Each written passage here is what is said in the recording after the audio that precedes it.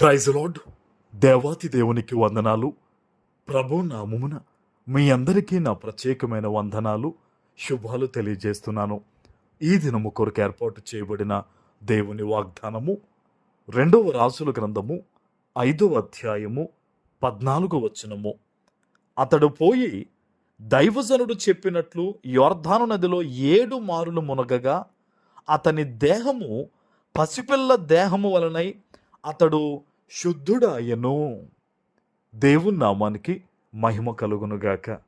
ఈ ఉదయకాల సమయంలో సర్వ సృష్టికర్త అయిన నీ తండ్రి గొప్ప వాగ్దానాన్ని నీకు అందిస్తూ నిన్ను ఆశీర్వదిస్తూ ఉన్నారు. ఆమెన్. ఆనాడు ఎంత అద్భుతం అంటే ఇది, అతనికి ఒళ్ళంతా కూడా భయంకరమైన కుష్టు, నయమానికి చాలా భయంకరంగా ఉండేవాడంట.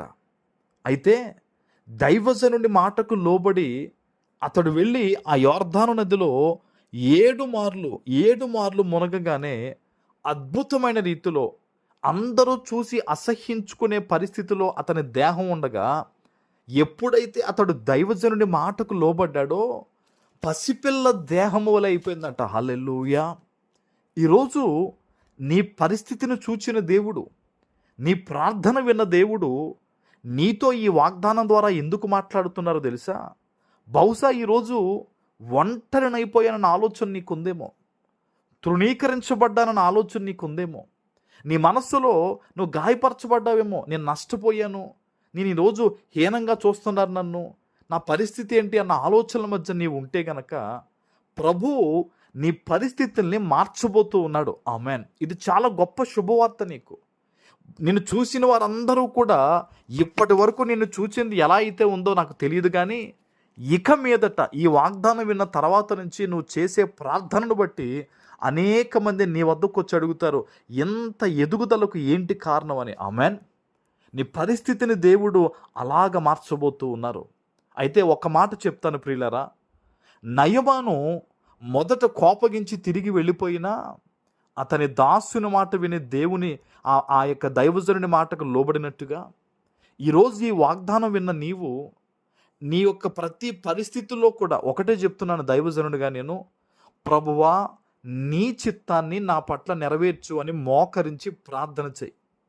నువ్వెక్కడి నుంచి ఎటువంటి పరిస్థితుల మధ్య ఈ వాగ్దానాన్ని వింటున్నావో, ఆనాడు నయమానికి దైవజనుడు చెప్పినట్టుగా ఈరోజు నీకు దైవజనుడిగా ఆత్మీయ తండ్రిగా నేను చెప్తూ ఉన్నాను. ఈ వాగ్దానం విన్న తర్వాత నీకున్న ఇబ్బందులు, కష్టాలు, అవసరతలు, సమస్యలు, నిందలు, వాటన్నిటిని బట్టి మోకరించి దేవునితో చెప్పు, తండ్రి వీటన్నిటిలో కూడా నీ చిత్తాన్ని నెరవేర్చు ప్రభువా, నీకు మహిమ కలగాలి ప్రభువా అని నీవు ప్రార్థన చేసినట్టయితే నయమానుని ఆశీర్వదించిన దేవుడు, తన స్థితిని మార్చిన దేవుడు అద్భుతమైన రీతిలో ఈరోజు నిన్ను కూడా ఆయన ఆశీర్వదించబోతూ ఉన్నారు. ఆమెన్.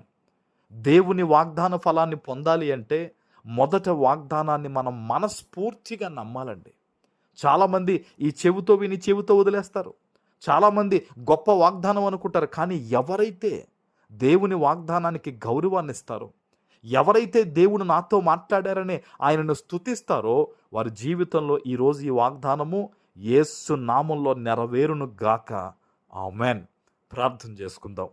పరిశుద్ధుడా, ప్రేమ కలిగిన తండ్రి, మీకు వందనాలు.